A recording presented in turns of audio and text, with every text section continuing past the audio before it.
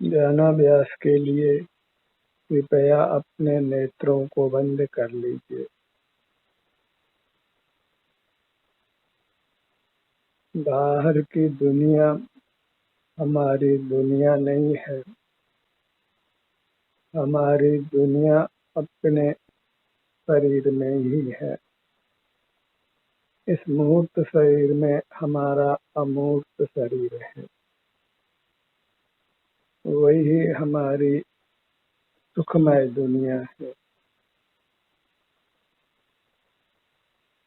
अंतर्दृष्टि कर उसका वेदन करिए।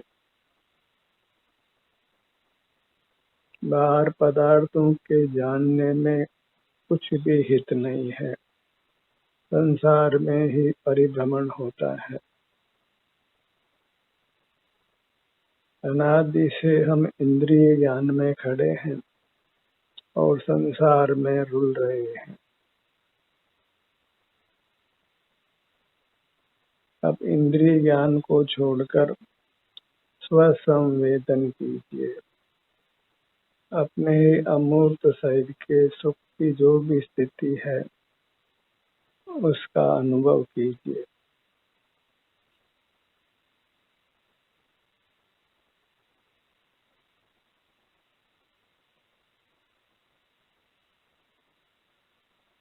इंद्रिय ज्ञान की आदत छोड़कर स्वसंवेदन की आदत डालिए।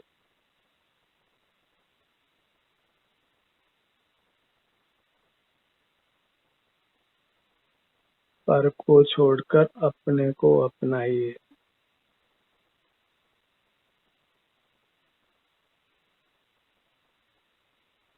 अपनी मूर्त ही महासुखमय है। आनंद का धाम है। मोक्ष का धाम है।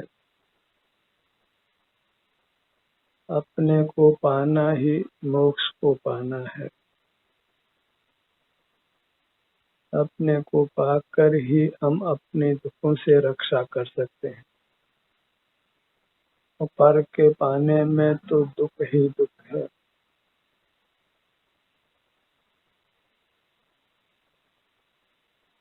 पर पदार्थ की प्राप्ति नहीं होती। उसके लक्ष्य से बस विषय सुख दुख का अनुभव होता है और वह विषय सुख दुख भी अपना ही परिणाम है।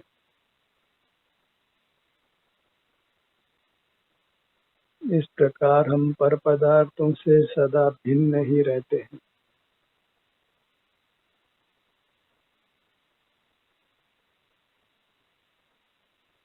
पर पदार्थों को जानने में रागादि जनित आकुलता ही है। अपने अनुभव में हम वीतराग रहते हैं। मन की कोलाहल से मुक्त रहते हैं।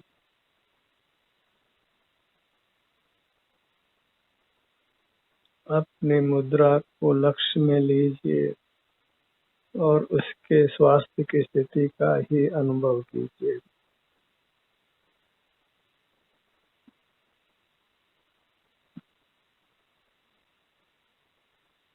जैसा भी आपका स्वास्थ्य है वही आपके द्वारा भोगने योग्य है। उसी को भोग कर हम स्वस्थ रह सकते हैं, सुखी रह सकते हैं।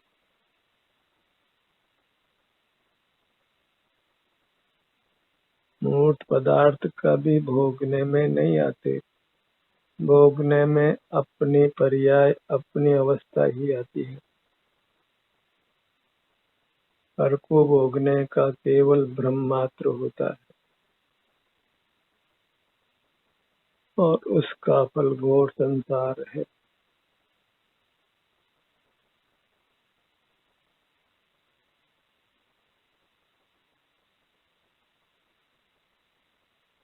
अपने ध्यान को अपने सिर से पैरों तक लाइए।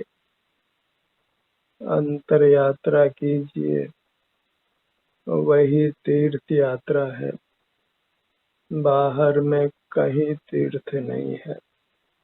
मोही जीवों ने बाहर में तीर्थ की कल्पना की है, और कल्पना से कुछ भी उपलब्धि नहीं है।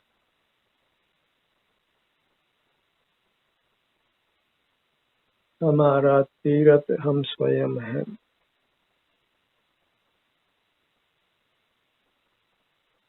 अपने ध्यान को अपने सिर के भाग पर लाइए।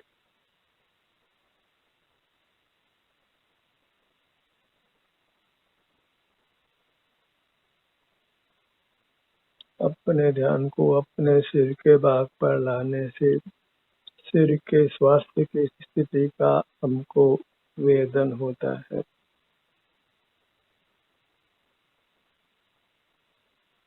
सिर के भाग में आराम है या वेदना है, उसका हमें प्रत्यक्ष अनुभव होता है।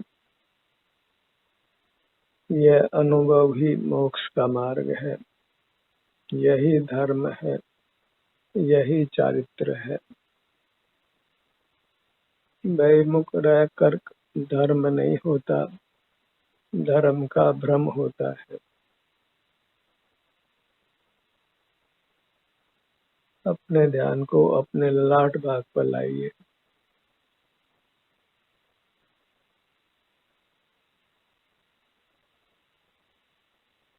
हर भाग पर ठहरने का प्रयास कीजिए।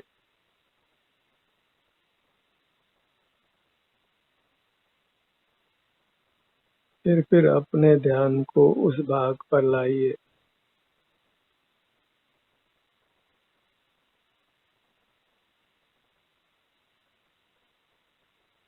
अपने को अनुभव में लेकर ही संतुष्ट रहना है। बाहर के विषयों से अपने आप को छुड़ाना है, क्योंकि बाहर का जगत माया है। उसके सन्मुख रहकर ही हम ठगाते हैं, अपने सुख को खोते हैं।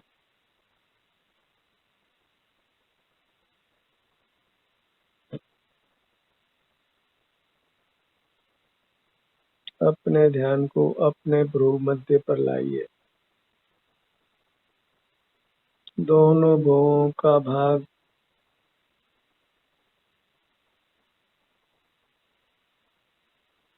बंद नेत्रों से हमको अपना अमूर्त शरीर ही अनुभव में आता है। अमूर्त शरीर ज्ञात नहीं होता। नेत्र बंद कर हम अपना ही ध्यान कर रहे हैं, अपने से ही जुड़कर अपने सुख को भोग रहे हैं।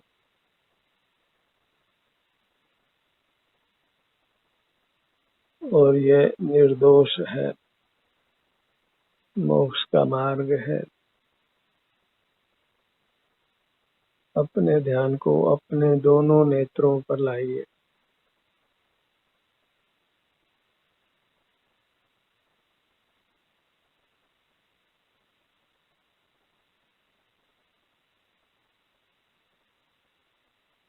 अपने ही अंग में, उपांग में, अपने ही भाग में कोई वेदना भी हो तो उसको सहर्ष भोगिए।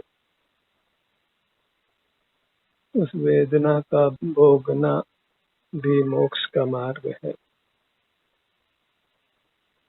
बहिर्मुख नहीं रहना है।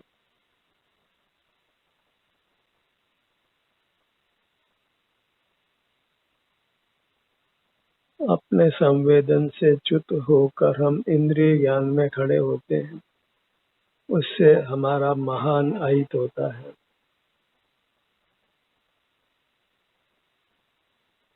अपने ध्यान को अपने दोनों कानों के भाग पर लाइए।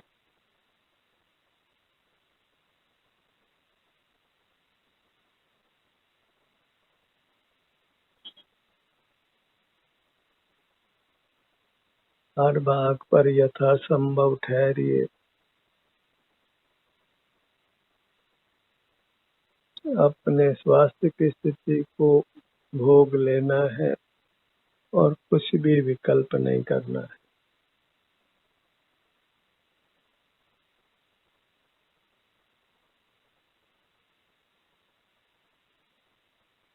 अपने नासिका भाग पर आइए।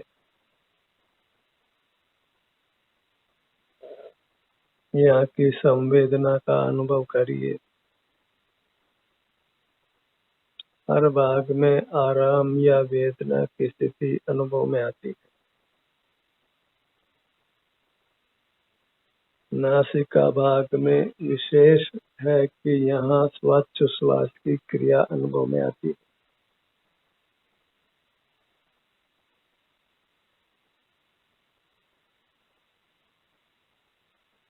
संसार अवस्था में बिना श्वासोच्छ्वास के हम नहीं रहते हैं।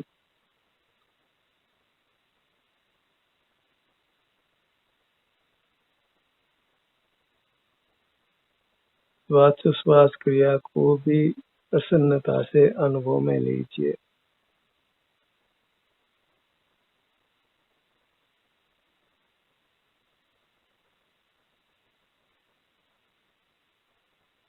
अपने सन्मुख होकर अपने स्वास्थ्य की दशा, अपने आत्म प्रदेशों में हलन चलन को उसका ही अनुभव करते हुए रहना है।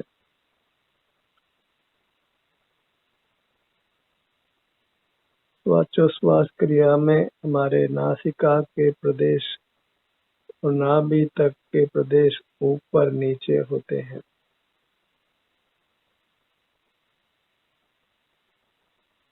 उसी के निमित्त से मूर्त काया में भी हलन चलन होता है और पवन का आवागमन होता है। यह सब कर्म के संबंध से अनादि से हो रहा है।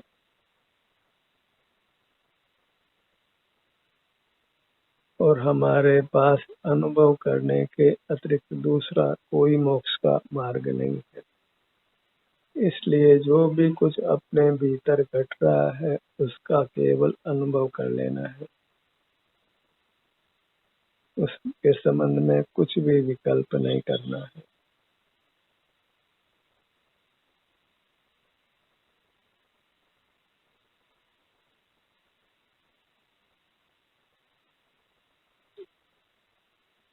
अनुभव करने के अतिरिक्त अन्य कुछ भी नहीं करना है।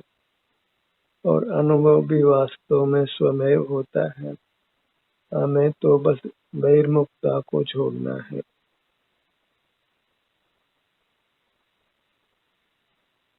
ज्ञान भाव में खड़े नहीं रहना है। ज्ञान भाव इंद्रिय ज्ञान रूप है जो निंद्य है, सकल दुखों का कारण है।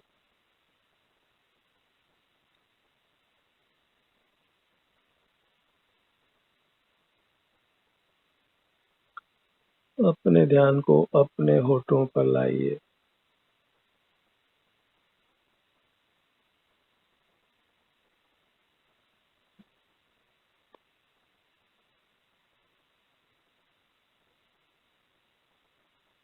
मुख के भीतर आइए।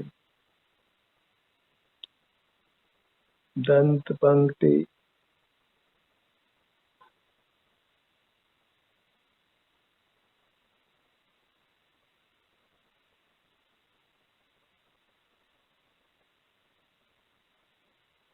अपने पर बने रहना है।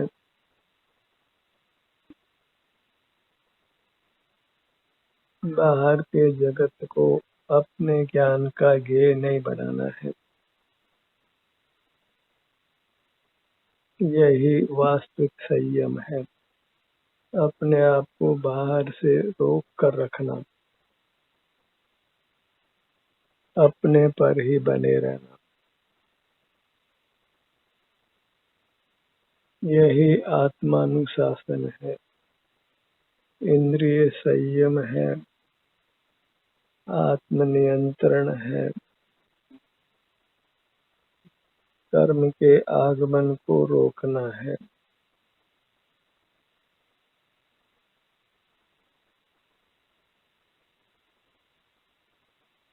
जीवा भाग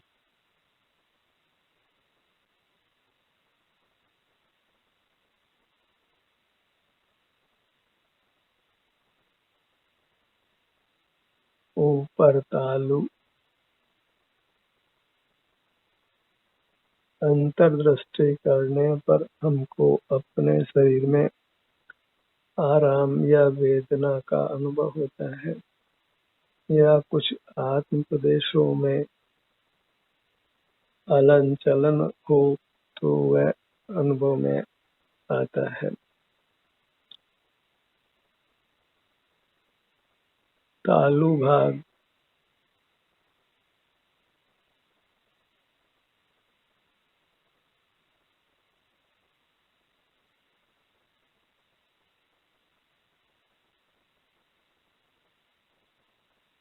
जन्म मरण रोग वृद्धावस्था के दुख नहीं भोगना है तो अपने को ज्ञान भाव से छुड़ाकर संवेदन भाव में लाइए, बहिर्मुखता छोड़कर अंतर्मुख रहिए और इस प्रकार स्वाधीन रहिए।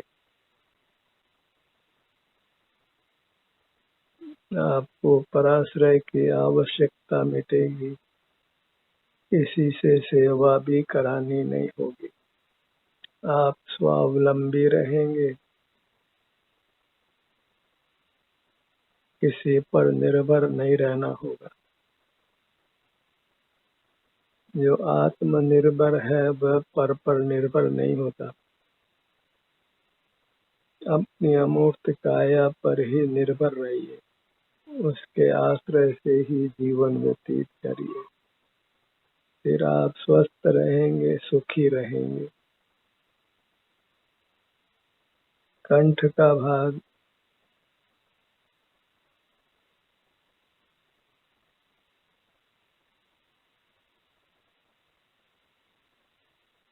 ठुड्डी, दोनों गाल, पूरा मुखमंडल,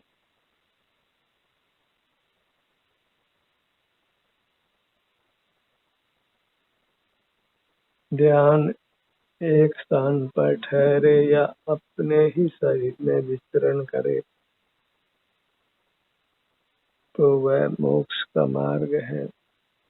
बाहर में एक स्थान पर रुके या विचरण करे वह संसार मार्ग है।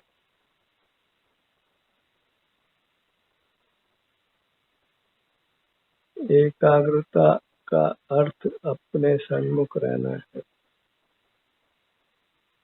किसी बाह्य एक पदार्थ के सन्मुख रहना वह एकाग्रता नहीं है, वह अनेकाग्रता है।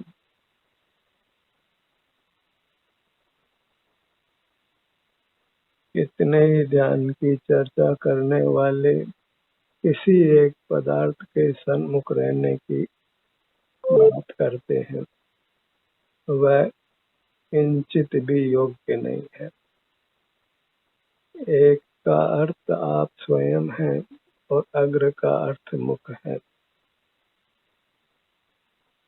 कोई भी एक पदार्थ ऐसा यहाँ एक का अर्थ नहीं है।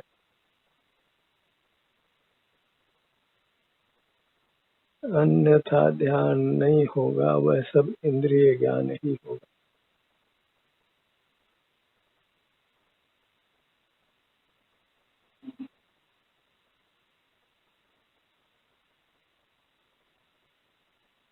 अपने ध्यान को अपने गर्दन के भाग पर लाइए,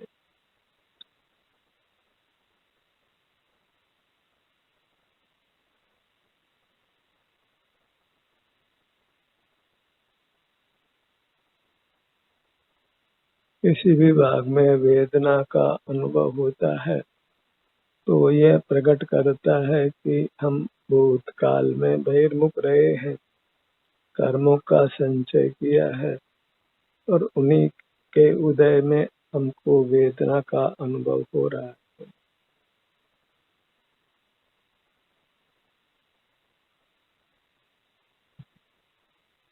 और उस वेदना से मुक्त होने के लिए उस वेदना का ही अनुभव कर लेना है, बहिर्मुख नहीं रहना है।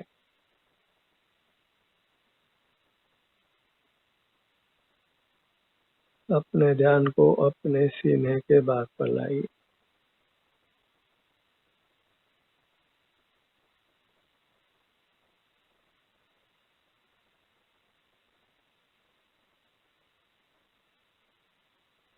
पुनः पुनः हमको अपने आभ्यंतर अमूर्त शरीर के स्वास्थ्य का ही वेदन करना है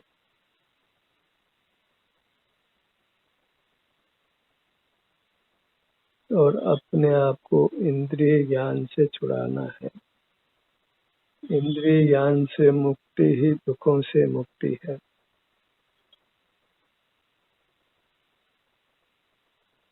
जब तक इंद्रिय ज्ञान जीवित रहता है तब तक दुख जीवित रहता है और इंद्रिय ज्ञान में भले आप किसी भी मूर्त पदार्थ को देखें, वह सब का सब एक निंद्य कोटि में है, वह सब का सब पाप ही है। उससे जीव किसी प्रकार कर्म बंधन से मुक्त नहीं होता है। ये मार्ग देखा देखी का नहीं है, भेड़ चाल चलने का नहीं है, औरों को राजी रखने का नहीं है। अपने को सुखी करने के लिए अपने सन्मुख रहना है। लोक संज्ञा से अपने को मुक्त रखिए। लोग क्या कहेंगे इसका विचार करें तो लोग तो धर्म के पक्ष में नहीं है। धर्म के नाम पर वे पाखंड ही करते हैं, बहिर्मुख ही रहते हैं और अपने को धर्मात्मा मान लेते हैं। धर्म अपने मूर्त को धारण करना है, अपनी मूर्त से युक्त रहना है, अपने मूर्त के स्वास्थ्य का ही अनुभव करते हुए रहना है।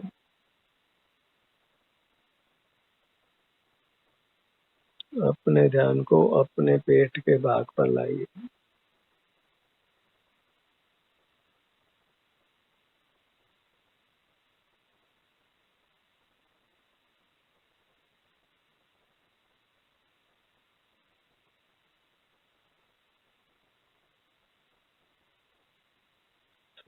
श्वास क्रिया के कारण पेट फूलता है और सिकुड़ता है, इसका संवेदन कीजिए। अपने सन्मुख होने पर अपने इस परिणाम को संवेदन संज्ञा है और बहिर्मुख रहने पर होने वाले अपने परिणाम को इंद्रिय ज्ञान संज्ञा है।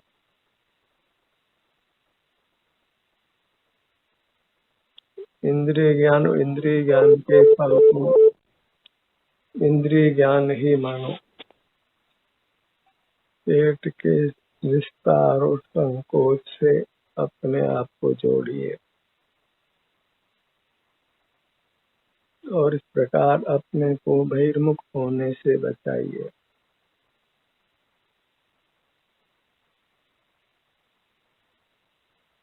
सुख दुख की स्थिति अपने शरीर में घटती है, उसको प्रत्यक्ष भोगिए। बहिर्लक्ष्य में भोगना अच्छा नहीं है। बहिर्लक्ष्य में भी हम अपने में होने वाले सुख दुख को भोगते हैं, पर को नहीं भोगते। पर वह सब भोगना परोक्ष कहलाता है, इंद्रियज कहलाता है और अपने सन्मुख होकर अपनी अवस्था को भोगना वह अतीन्द्रिय कहलाता है, प्रत्यक्ष कहलाता है।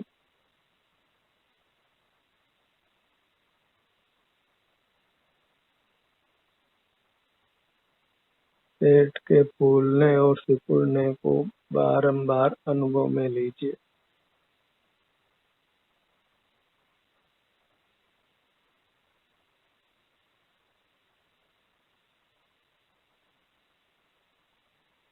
अपने ध्यान को अपने पीठ के भाग पर लाइए।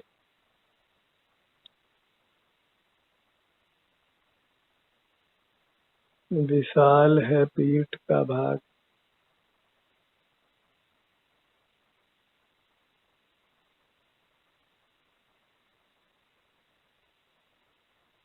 अपने में मूर्त मिले होने से उस मूर्त में अपनेपन की मिथ्या कल्पना होती है। उस मिथ्या कल्पना को छोड़िए।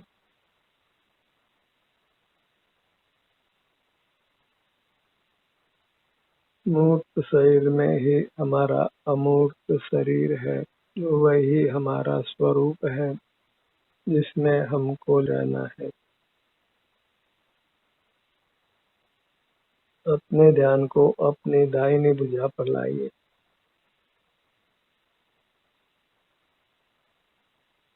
दाहिनी हथेली,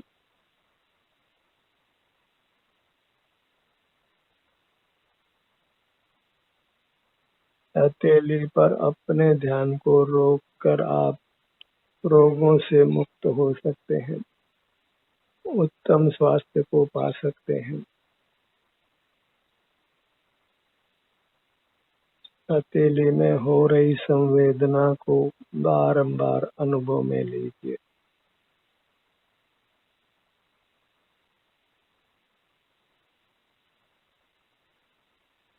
5 अंगुलियां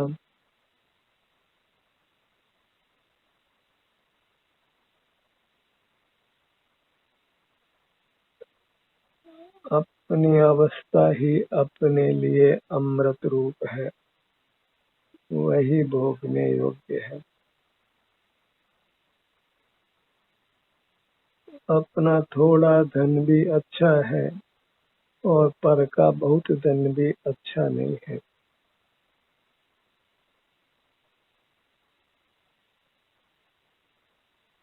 दाहिने हाथ की कलाई से कोहनी तक आगे की भुजा, कोहनी कोहनी से ऊपर कंधे तक, बाईं भुजा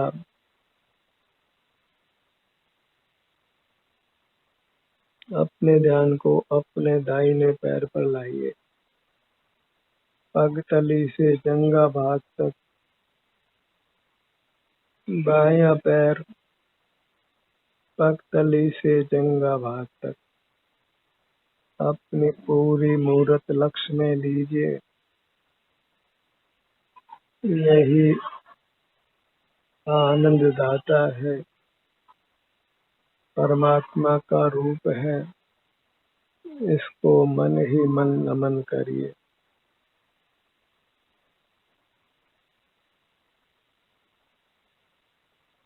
नमो निज अमूर्त देहम,